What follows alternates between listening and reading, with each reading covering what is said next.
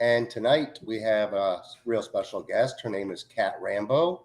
She's a medicine woman and transformational coach, and she loves the frogs. And tonight we're going to talk about sacred medicine 101 and some intentions with these medicines. And I'll let Kat go and introduce herself. Hey, thank you so much, sweetheart. It's always a pleasure to spend some time with you. And thank you for having me here in your beautiful group. What a warm welcome. And I was so impressed that everyone in your group seemed so enthusiastic about taking personal responsibility for their own experience, for their own process, for their own wellness, that it inspired me to decide to share with you guys today, which is wonderful. So hence the poll that we did, right? And guess what the topic was? Not what I thought it would be.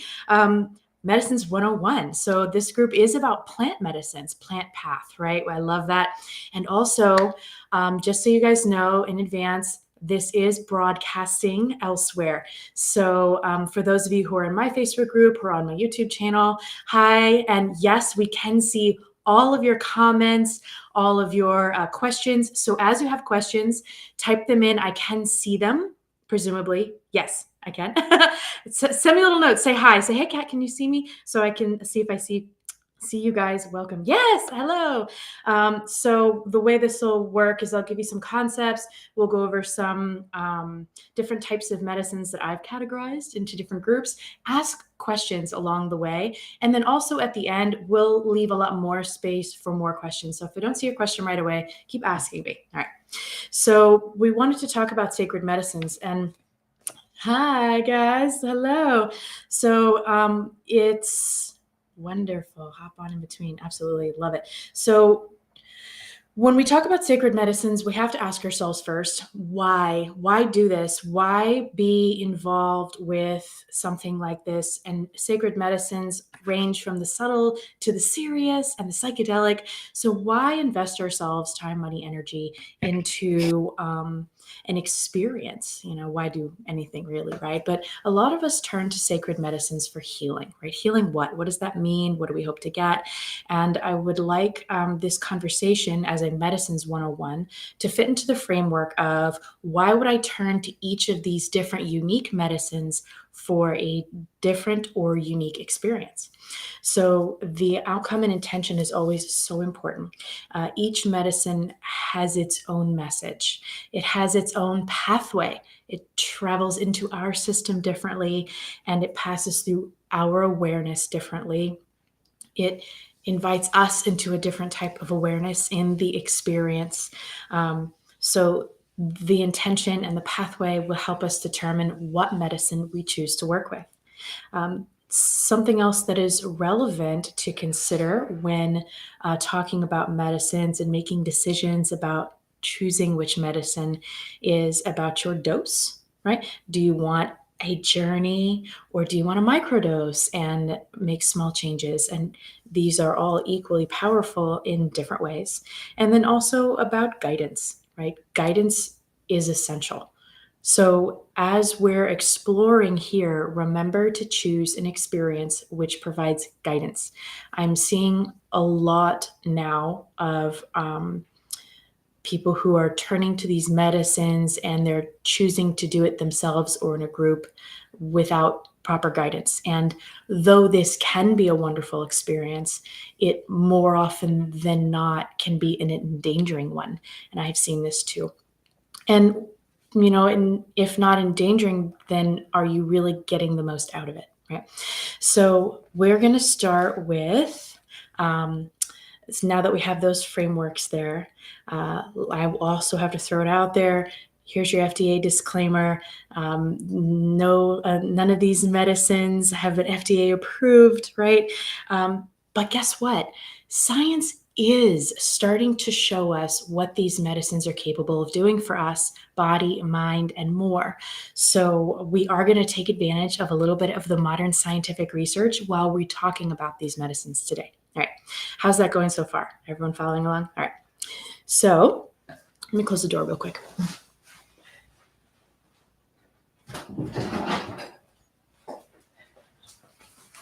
The dog gets really excited to join in. So I've broken medicines down into 4 groups for ease of understanding, right? So this is the plant medicine group, but we're going to save plant medicine as the last category. So the categories are, I use the word critter, animal medicines, lifestyle, fungi, and plant. Fungi are not plants, so we'll address them differently. They do different things, okay? So I'm going to start with critter because I am a huge proponent and a practitioner of frog medicines. So as we go through each of these medicines, if you have specific questions about how each of these work or about medical contraindications, etc., I do a lot of addressing these questions in private consultations, or in my medicine practice, of course. but it's also worthwhile to be able to offer myself to answer those questions for you here.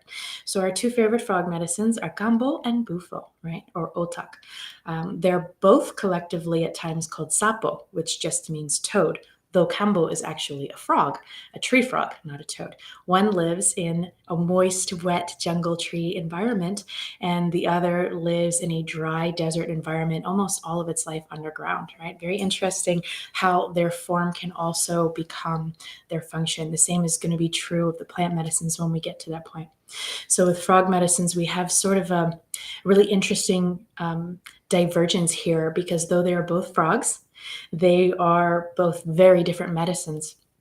Kambo is an extremely physical process, though my practice is also very emotional and spiritual. So my participants also have very emotional and spiritual experiences. And I love that about this practice. It can be a very deep energy detox as much as it is a physical digestive system reset. It's being turned to by modern science for the peptides in it. It's got over 100 registered peptides, and it's also really good for inflammation. It's analgesic, which means it helps with pain, chronic pain issues. So my clients have fibromyalgia or cancer. It's really helpful for lymphoma. In fact, one of the things that science is turning to it for is to try and extract some of the compounds that are so anti-tumor, right? Which is really interesting. It's also very antimicrobial, antibacterial, all the good stuff, right? So it's a powerful experience. If you're unfamiliar with Kambo, my YouTube channel has videos on it. You can look it up online anywhere now. It's everywhere. It is important to choose a practitioner that is aware of the modern ramifications of working with these medicines. Oh, hi, Michelle. So good to see you too. Because they have physical interactions with the body, and even jungle training does not prepare us for modern Western application. Very few people in the jungle are on Prozac, right? So we need to know how to address these modern concerns differently than we would in the jungle. And with Kambo especially, it can be dangerous. Anything can be dangerous. Driving down the road can be dangerous. But we want to first do no harm in medicine, right? In whatever variety that may take. I will definitely try Kambo this year. I love Kambo. I love it. Bufo is a completely different type of experience. It's more like leaving your body completely. It's called sky medicine. So it's very much an out-of-body experience. It's very much a visionary state. It's very emotional and spiritual and significantly less physical, though also that too. Anytime we affect one of these spheres, the rest of them will be affected as well. So these 2 frogs have completely different way of working, right? Bufo or 5-MeO-DMT is multiple times the strength of DMT, which is a natural hormone called the God chemical that's in your body. It's released in flood when you have death or near-death experiences. So you can liken a DMT experience to an out-of-body experience similar to a near-death experience. DMT, just DMT itself, I find is a little bit more sterile of an experience. Bufo feels a lot more organic. I love it. It's also very popular where my healing center is in Mexico. So there's a lot of it going around. It's very easy to find a Bufo practitioner. It's not as easy to find a good one. Question, yay. Can Bufo be consumed any way other than smoking? So can Kambo. So there is always a good and easy way and a hard way. And you can actually consume Bufo other ways, but I honestly wouldn't really recommend it. What part of the frog is used? Is the frog harmed? I love this question. So I'm a huge advocate for frog safety and sanity. Kambo is harvested. I do really want to address that question because I feel like it's important. The ebook that was released that began this conversation was all about finding a good practitioner. And though this isn't in the ebook, I think it's very important. So how the medicines are harvested and prepared, not only is that energy in the medicine, but it also tells you a little bit about your practitioner. So kambo is traditionally harvested by wiping the slime off the armpits of the frog, and there are different ways to do it. So the frog can be tied up by his limbs, like you would drink water or something, and with a little fire underneath, so he freaks out, and when he stresses out, he produces his secretions. There's another way to do it, in the way I get my medicine, and I'm sent videos all the time of my friends down in the jungle who send images of they go into the jungle and they sing their froggy songs, and the frogs just sort of sing back, and they pick up the frog and they sing to him and they wipe his armpits and they put him back on the tree, and that's that. So that does make a difference as to how the medicine is harvested. My medicine is very strong, and I think it is because it is harvested with love, which makes a big difference. Bufo is harvested a little bit differently, but not so differently. It has like warts, glandules on its back, and on its shoulders, and they're popped sort of like zits basically, and it does not harm the frog. It would feel like popping a zit. They don't love it, but no one likes being picked up when they don't feel like being picked up. But again, there's a really aggressive, not friendly way to do this. There's also a really, kind, compassionate, loving way to do this that leaves the frog completely or mostly unmolested. I love that question, and thank you for asking that, because I think that's really important. And I do not believe in frog abuse, and I know that a lot of Kambo and Bufo, and especially Kambo, has just taken the world by storm, which means more practices, more practitioners, more medicine, more awareness, more frogs. So there are places now where they're raising these frogs specifically, sort of like in like a farm setting almost, or like a preserve setting. I like the natural method, but also it's good to be ecologically aware that these frogs do use these secretions for their own defense. I'm vegan, so it's important to me. Yes. So if you're vegan, this is an animal medicine, right? But the animal is not harmed. It would be like milk from a cow. Like the cow is producing it anyway, and you aren't harming, depending on your practices, right? You aren't harming the cow in order to harvest it, or like eggs from a chicken. But if you are zero animal product tolerance, these are from frogs, right? Can you describe what a Kambo ceremony feels like? Intense. It usually involves deep purging. So that can be emotional, that can be energetic. I always feel waves of energy coming off of me, and it's very much like an aura cleanse. It feels really good. It often includes a physical purge, both ends, right? You drink water, and again, choose your practitioner carefully, people. I've seen some crazy stories of people drinking like 6 liters of water. That's dangerous. Don't do that. So you drink a bunch of water, you have a small burn. I don't know if you can see any of my spots, probably not. You receive a small burn on your skin via a vine that also comes from the Amazon basin. And the Kambo is applied to the open wound directly into the lymph system. You feel like a hot flush, and then you purge. I won't get too much into detail about it because, again, this topic is going to cover a broad variety of things, a one-on-one, right? But if you're interested specifically in these medicines, we can definitely do this again. And also there are videos on my YouTube channel, and there's a lot of resources out there. Some say it's the worst experience of their life. Some say it's the most amazing experience of their life.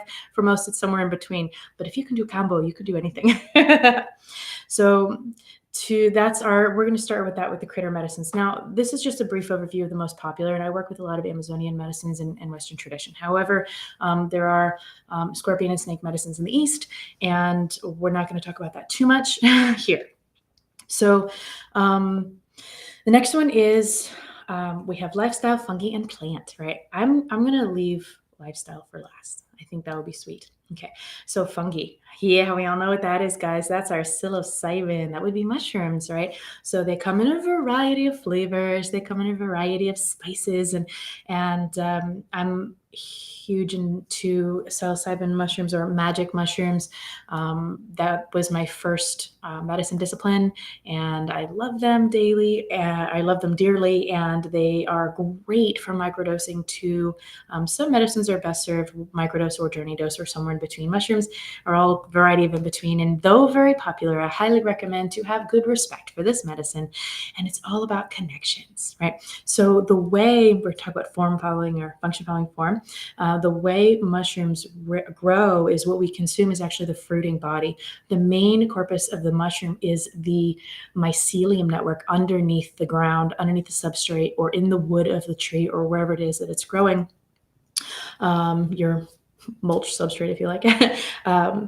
And the mushrooms mycelia, it's like a little network of like little filaments, right? And they all interconnect, and they're trading information, hormones, nutrients, knowledge, maybe, who knows. It is often said that mushrooms may actually be responsible for a great leap in consciousness, in self-awareness, and communication in the human race, that they're part of our evolution. It's also said that mushrooms and fungi were part of the evolution of life on land in general, that the concept that life came out of the water, that the plants that originally came out of the water couldn't survive on the land. The mycelium went in between the roots in order to bring nutrients from the water onto the land so the plants could survive. This is still happening to this day. Some of the largest organisms in the world are actually mushrooms and mushroom networks. They exist underneath all of our soil. And every gardener knows if you don't have that little white filament mycelium in your soil, then it's probably not healthy soil. And so they bring health through connections. So mushrooms are a wonderful medicine to help us feel connected, right? So the frogs combo is about detox and cleansing. Bufo is about leaving the situation and coming with a new perspective, returning the new perspective. Mushrooms are all about connections. So they're very heart opening. They can make you feel good in your body. They can make you feel creative and like you can identify new patterns. A very large journey dose can release fear of death, because you will go through, like with all these medicines, you can go through a death experience, a rebirth. They're being used a lot in end-of-life studies for terminally ill patients who are finding their quality of life dramatically improved with a loss of the fear of death and a learning of the loving of life and love. So they're wonderful for that type of learning and for that type of experience. They're also really good socially. These medicines, they like to work with each other, but if you enjoy psilocybin in a group, you will see each other's thoughts, and you'll have really cool connection experiences. You'll open up your sense of empathy, right? And even for microdosers, they'll find that their creativity is amplified, their joy is amplified, they're a joyful medicine, and their empathy is greatly heightened. So mushrooms are beautiful for heightening that sense of connection, right? Because that's what they're all about. They're also, all of these medicines do many things, but this would be their main highlights for our 101 today, right? So where are we at now? So any questions so far about psilocybin? There's a lot of questions about that. I'm getting I have a video on my YouTube channel about microdosing specifically. I do a lot of microdosing protocols with my clients, which looks like ensuring the things that we talked about earlier in our structure section, which was guidance, right? Guidance, intention, dose management. So I see a lot of different ways of doing microdosing. I have my way. It's obviously very flexible according to what it is that each client needs, but I also know this medicine very well. So hello, what are the benefits of microdosing? Oh, innumerable. Now, when we talk about microdosing, usually we use that word to refer specifically to psilocybin. However, you can microdose any or all of anything, really. So I would recommend broadening your perspective a little bit on what it is you want to microdose and why, and then that would tell you which medicine would give you the benefits you're looking for. So what are the benefits of microdosing? Well, it's gentler, right? Microdosing helps you form new habits that can be behaviors, emotional patterns, mental rhythms and cycles and patterns of thought. That can be anything in your, emotional blocks or whatever that you want to move on from, patterns in your life. It can help you work on those. So what these substances, especially the ones that improve neuroplasticity like psilocybin do, is they will help you retrain your neurology faster. So they will improve your capacity to form new neural networks.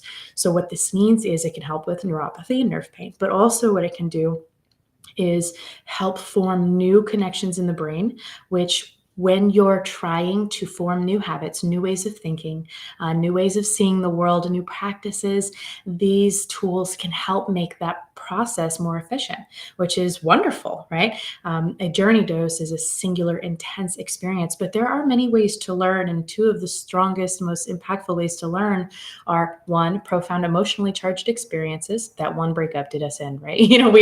We all know what one powerful experience can do. And then also, through repetition, right? So microdose leverages the power of repetition. It encourages you to seek those new neural pathways sooner, faster, easier. So you will grow into your new self in an accelerated and assisted rate. However, do keep in mind these mushrooms have their own way. Mushrooms are all about connections. The way they look is they're just everywhere, right? In their own environments. So mushrooms, psilocybin magic, goes everywhere. It goes on a party. So it is really helpful to have a very constructive, organized plan for microdosing, for not just how often, what dose, what are you going to be doing, but what do you want to achieve, how you're going to get there, what are your disciplines and practices that you're going to drop in underneath your dose to bring the whole thing to lift you up into whatever your new self is going to be. So I'm a huge advocate for structure and for discipline. I'm a ceremony guide, so I like that. So take that for what it is, but I've also seen the benefits of free form, free for all creativity. But again, even if we're talking about microdosing for creativity, what are you doing that's creative? Right? Do something creative and it will help expand your creativity. Mushrooms will go where they want. So give them a path to go down, and they will happily go there with you. They will speak to you, and they're very all about where you want to go. Okay, let's do it. But you got to choose to speak to them, and good guidance can help you learn how to do that really effectively. It can also give you a framework into which you drop your microdosing practice in order to get the most benefit out of it. If we're going to do it, let's get the best out of it, right? All right, so does that answer the question so far on microdosing? Where are we at? 20 minutes. Wow, time flies, guys. This is so fun. Okay. Does anyone have any issues with the tech? Can you all hear me? Can you see me? Everything looks good? Are you live? Are you replay? Leave me a note. Where are you at? Tell me where you guys are. All right, what's next?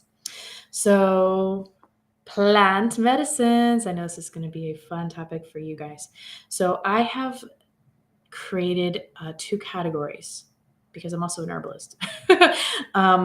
That all good. Great. Thank you. Awesome. 2 categories. I have broken it down into cactuses, cacti, and other herbs. Right. So we're going to start with cacti. So these, the active component in cacti is usually mescaline, all right, among other things. So it can be very visual. It also can provide tremendous clarity, realizations. It may make you feel racy, but you will suddenly get something, right? It's very much clarity induced. All of these medicines give you an opportunity in a ritual and ceremonial setting, especially. Right. Perfect. Of course, honey, I will. I see you. I'll definitely let you know when I'm wrapping up. We're about halfway through, right? That's great. That these are usually wechuma or peyote. Right. These are both heart opening, right, and ritual and ceremonial setting, and not just the rigor of ritual, which helps us drop into a specific state of mind and an openness of heart, right? But these medicines especially will help us do that. So it gives us a really good opportunity, especially with these guys here, with these cacti, to really plant a seed inside our own mind, to have direct access to our own unconscious mind. And whether that is in a deep meditative state, or if that is with a breathwork exercise, or if that is with a complete visual experience, we have an opportunity to auto-suggest in these spaces with these medicines, these cacti especially. I find that to be very wonderful. Again, structure is always helpful. A good practitioner should be able to guide a ceremony, and not just the environment of a ceremony, but the medicine itself. There should be a conversation there. And that was in my little ebook about how, and I know that I've had some questions from some of you about clarifying what I meant by that a practitioner who offers so many medicines can't possibly be truly committed to one, because each of these teach something different. So how can you live out the message and the teachings? Ultimately, the learning is to become the medicine, especially if you're working with these medicines. There's a soul connection there. You're supposed to be living their message and living out of what it is that they teach you. So how can you live out all these different types of messages with any form of clarity if you're just serving everything that is on the earth and beyond, maybe? But with cacti, the ceremonies are usually intense. They're fast, they're upbeat, they're first. So it's very much about finding your center in the chaos, right? It's very much about connecting with yourself, where you may feel like there's chaos or spinning, where you'll find your center, and you'll be able to decide what it is that is what you really want, what you're really capable of, what you really can do. And I love cacti medicines for self-suggesting. I've had clients go into ceremony, and I don't host cactus ceremonies, but I do live. My healing center in Mexico is on the peyote pilgrimage. We live in a sacred site. So the peyote tradition people will come through, stay at my center, and then keep it moving. And so they'll do their pilgrimage ceremonies, which so amazing to have like tribal elders and record keepers in my house. That's so cool. And so we will bring together a group that would most honor the dignity and of a space like that, and the tremendous opportunity of working with elders and their own tradition. And one of my favorite things to do in these types of ceremonies is to choose an outcome, definitely to choose an outcome. And sometimes it can be as simple as I want to quit smoking, and sometimes it's as big as I want to connect with the cosmos. But choose your outcome, and they will help get you there. Right? So other types, we're going to talk about non-cacti herbs, right? And remember that we're just talking about intentions here. All of these have their own physical ramifications, and it's so important to know what those are. And it's really important that your practitioner knows what those are. And again, the ebook was inspired by a tragedy that should never have occurred, and it came from bad practices and ignorance, and a decision not to educate oneself. And it shouldn't be the responsibility of the participant. You don't need to know everything about your body when you go to see a doctor. You're not supposed to know everything about your process when you go to see a witch doctor either. But there is now an ask that we become more conscientious of what at least to be aware of when looking for a practitioner. But that's on a little ebook. That's not really for this conversation. We're almost there. I know that Mark wants to hop back on and say hi to you guys. So we're going to do herb plants, and then I would like to touch just a little bit on lifestyle medicine, right? So herbs, these can range from the subtle to the severe, right? And I'm an herbalist, so powerful medicine is chamomile, rosemary, and lavender.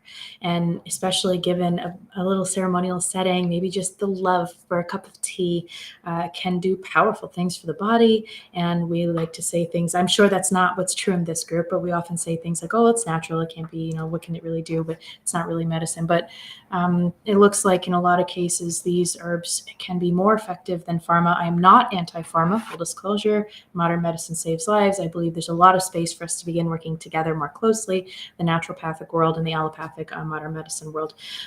And I think herbalism is a really great segue for that to start happening. Psilocybin's actually brought us together in this way too, and so has Kambo, and we'll get to ayahuasca. So these herbs, we're going to flow from medicinal and subtle through to psychedelica, right? Because I know that we're in plant medicine group, which means you guys really like the psychedelica. But keep in mind that in the context of healing, that shouldn't be the point. The point should be the healing. Psychedelia is a benefit, and also, by the way, a great time, and shouldn't be underappreciated, but also shouldn't be the whole purpose in the context of healing, right? To bump it up a little bit, to herbs that can do a little bit more for us. Mugwort amplifies dreams in a visionary state. Valerian, again, dreams, a visionary state. I do a lot of dream work. I told Mark I would say so. I am doing a workshop that's a 4-week series on dream work and visionary states and accessing your own altered states of consciousness, learning how to astral project, lucid dreaming, all of that. It's like a whole journey, right? So these are herbs that we call them enneurogenics, right? Enneurogenics can help us amplify that part of ourselves, which is naturally inclined to what we look to these medicines to give us, which is our own visionary state, our own capacity to learn, heal, grow, see, explore, leave our body and travel, whatever it is that you're into, right? And other herbs that we like to work with in conjunction with other medicines, and also alone in their own thing, the enneurogenics work with the visionary state. So does an herb called Sananga, or medicine called Sananga. It comes from a root that may or may not, we're at apparently there's debate about it, be related to iboga. It's a root that is turned into an eye drop. Talk about opening up your visions. You will close your eyes and you will go look within. It is very spicy. You will not wish to open your eyes and you will have an experience.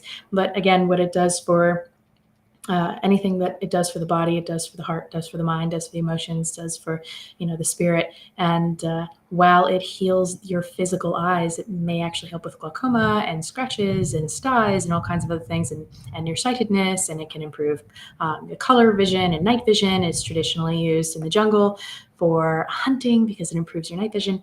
Will also improve your third eye visions, right? Open up that third eye while the other two are closed, right?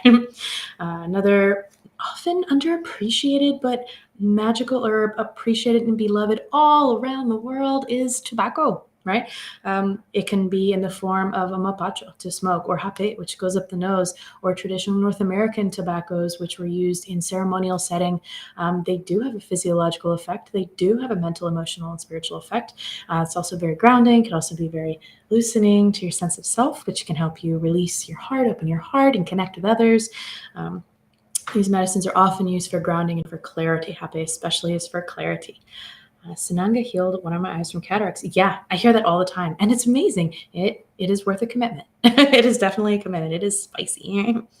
Another plant that we love all around the world in ancient texts, in medicines, and in spiritual work has been beloved for forever is cannabis. And in some places it's completely legal, like in Mexico where I live, it's federally legal. They could no longer justify prohibition. US is getting there one step at a time. Other places are also in varying stages of prohibition still, and it's only a matter of time. Cannabis is often considered to make us feel more confused or disoriented. We smoke it to escape our lives. But the truth is, it is a powerful medicine for clarity. In fact, I do a whole ceremonial work around working specifically with cannabis, shamanic techniques for working with cannabis. It is a powerful prayer. And so if you are interested in cannabis, if you do like cannabis, I highly recommend really being with your medicine and taking a moment to pray with it, appreciate it, respect it, love it, and really enjoy it for clarity. It can bring a lot of clarity. Right?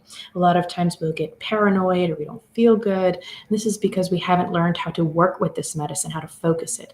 Someone who works with this medicine will take paranoia into great focus, right? So paranoia is a byproduct of not really being aware of what this medicine is capable of and what we're capable with it in conversation. It's been used in ceremonial rituals and rites and mystery schools and Elysiums for forever, as long as we've written about cannabis. That's a powerful, beautiful herb. Heals in so many ways, in so many ways. It does so much for us, and it is a beautiful plant, and I'm really grateful that it's showing up a little bit better respected now in our modern context, which is beautiful. And as we move down into the increasing psychedelia of our plant herb category, we have lotus, which is wonderful. It's very third eye opening. It's very heart opening. The lotus opens like this. It's a symbol of enlightenment. It'll help you connect with that sense of yourself. We have iboga, powerful detoxer, right up there with combo, except on another level, I think. I know we have a few of you in here who love iboga. I am not a death dealer. I do not work with iboga, but I do have a very tremendous respect for it. I do know some hardcore shamans who work with iboga specifically and only. These are one of the stronger the medicines get, the more you realize that they're specialized. You really need to commit to being with these medicines. Another one of those where we'll end up today with is ayahuasca. I know this group is powerfully interested in ayahuasca specifically. I do work with ayahuasca. My partner is a maestra de ayahuasca. She was given that title by a 7th generation Shipibo shaman. She really knows what she's doing. She was a maestra before she went and saw this person who said, "You've been a maestra." She did not pay for that title. She channels, she does amazing things. To me, she is what a shaman really should do, which is intentional travel in between dimensions. Ayahuasca is a portal opener, first and foremost, and it is beloved for so many reasons: deep healing, deep cleansing, deep clarity, deep realization. First and foremost, it is an opener of portals to help you acknowledge your own interdimensional nature. We are all multidimensional beings. What we experience here in this life, in this plane, is such a small part of who we really are. And ayahuasca will help open our awareness to that. I highly, highly, highly cannot recommend enough to choose guidance when working with ayahuasca. It is a very strong medicine and takes a very strong leader to guide it. And it is, I love it, and I would love to answer any questions you have about it. And that's we're on the plant category. So, right, I know, Mark, you wanted a little clue when you're going to hop in. We're going to do lifestyle real quick, and then I'll be finished with you guys. So, if you have any questions, definitely send me them. Medicine, we're talking about plant medicines here, but the ultimate message is that you are your medicine, right? And medicine is whatever it is good for you, right? Poison is what is bad for you. Water can be poison or medicine, depending on where you're at, right? So, lifestyle, we can talk about your attitude as medicine. We can talk about your perspectives as your medicine. We can talk about your breath, your energy, and laughter. We've all heard that expression. Laughter is beautiful medicine, and it surely is. Compassion is powerful medicine. It heals the self and the world all around just simply by being with it. And really strong last note that shamanic traditions aren't about medicine.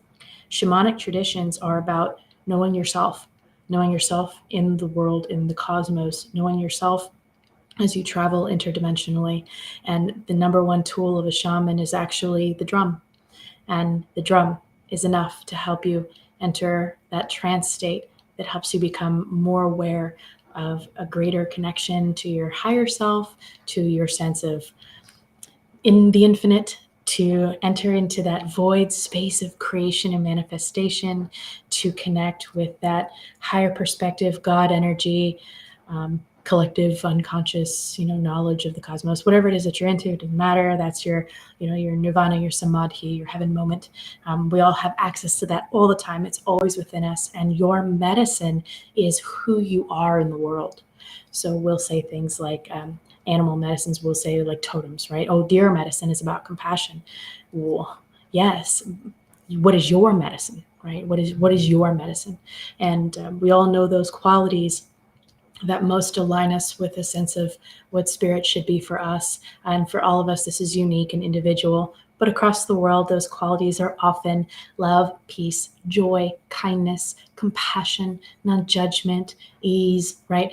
All of these effusive, loving, giving, wonderful, generous qualities that make the world and our lives a little bit better place. And that is first and foremost the most beautiful medicine we can ever offer. And I hope this little conversation can give you a little bit more clarity about what other types of medicines are out there and what it would look like to choose to work with each one of these, and what is it that you're looking for that might help you find the right medicine for you. Or maybe you'll suddenly realize why you've been feeling called to a certain medicine. I often meet clients who tell me, I don't know why I need Cambo. I just have to be with this frog, and I have to do it with you, and it has to be soon. And I've come to find through doing the work that I do that they really just need to let go of some heavy emotions. Well, that's my practice, So you never know what it is that you really should practice with until you really know what it is that you want. So find out what it is that you want first. And again, if you guys have any questions, I've so enjoyed being active in Plant Path group. On my YouTube video, I'm very active with answering questions. If you're coming from my Facebook group, I'm very active there. So feel free to leave questions. I'll be more than happy to continue to answer them. And I know Mark wants to come say hi to you guys. How are you doing? Yeah, that was absolutely amazing, Kat. You are so well-rounded. Just you explained every one of those medicines just right I feel on. like I could deep dive into almost all of these, but I wanted to keep it 101, Right. I mean, you touched on everything, and the intentions are so important on these medicines, and the medicines are just the catalyst, and it's that integration and everything you put into it afterwards that. Well, I saw something on your group, I think, that I loved. Maybe it was your group, and it was asking about why ayahuasca didn't heal me. And I don't actually, that wasn't your group. But the answer is that none of these medicines heal you. You heal you. Mhm. The medicines help Absolutely. you heal you. Right. And so that's why Right. it's so important to pick that intention, because that's how you can find out where you can get the most help from. Right. If you need help with your math, you don't go to an English teacher. You know what I mean? Right. And this medicine's a process too, wouldn't you say? I mean, it's just not a one and done. This is a process. This Well, is a like you said, with lifelong integration, journey. we do in my practice, even with something like Rambo, right? So much prep, so much work in the middle, so much integration. And it Right. goes on. It's not integration, we're going to talk for 25 minutes. It's integration, like I'm going to check in with you over the next couple of weeks. You know what I Right. mean? Yeah. Because it's powerful what's available, but only if we do the work and let the medicines Right. help us. It's just life changing. It really Yes. is a life changing thing. You're not who you are yesterday. It's just Yeah, every day you just grow and you learn. And if you did something, it's just a process. This whole yeah, medicine journey is just beautiful. And that's right. people like how you explained every one of those medicines was just so spot on. Oh, thank you. Beautiful to listen to. It is, my life. Yeah, I can definitely, I love definitely see what that. I'm really passionate about is, yes, I'm a medicine woman. This is what I do. Mhm. But what I'm really passionate about is knowing the self. It's altered states of consciousness. This is why I'm so fixated on like the dream work program we were talking about, because it's about knowing yourself. It's about growing and learning. It's about evolving and, learning to love the self in the world, and to manifest what we want to create in the world, recognizing you are the creator. So these are altered states of consciousness, this deep healing, right? This deep transformation, deep knowledge of self, and deep evolution in life. These medicines are such a catalyst for all of that. It's a Yeah, powerful instigator for yeah, all of the work, but yeah. it is Because we part of the work. we get so locked up in it. I mean, our brains come like a little bit plasticized over the years, and we just have to unplasticize them. I guess is a word I use because I I think like that's like that. psychedelics do that. I think psychedelics open up those neurons so you Sure. can refocus and think and just And progress. experience is a great teacher. You can't unsee what you have seen.